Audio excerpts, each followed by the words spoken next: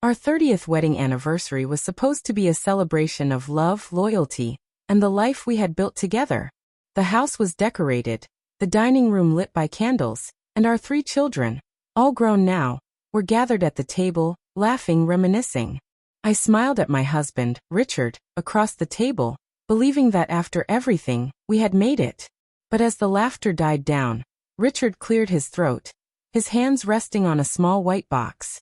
His expression was calm, too calm, the kind of stillness that only comes before a storm.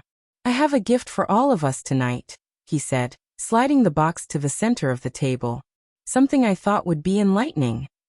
Curious, our eldest son leaned forward and pulled out 3 envelopes. Richard's eyes didn't leave mine. "I had DNA tests done," he said. "For the kids. Just for fun, I told them. Heritage, health history, ancestry, you know.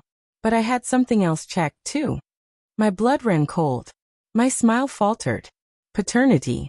The room fell into silence. The kids exchanged puzzled looks, laughter still lingering on their lips. But Richard's gaze stayed locked on me, sharp, unyielding.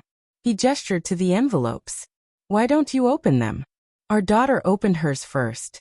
Her face drained of color as she read the paper. "Dad, it says you're not." She stopped, eyes wide in shock. The eldest son ripped his open next. Same result. The youngest, trembling, opened his envelope, his voice cracking. "Not a match."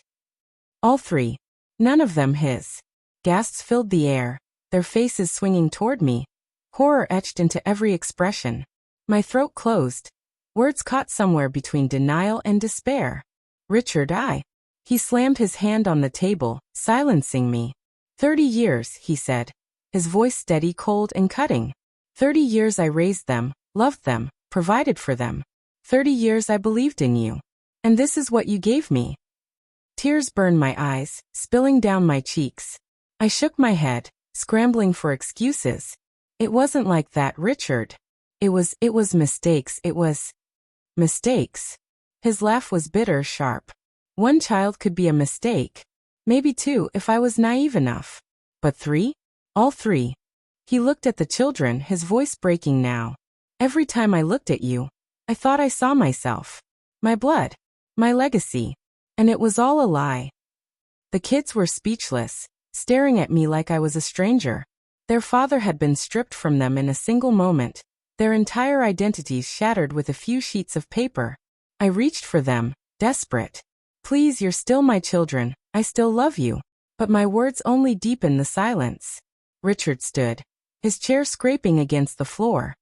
He took a deep breath, then looked at me with finality in his eyes. "I wanted to do this tonight.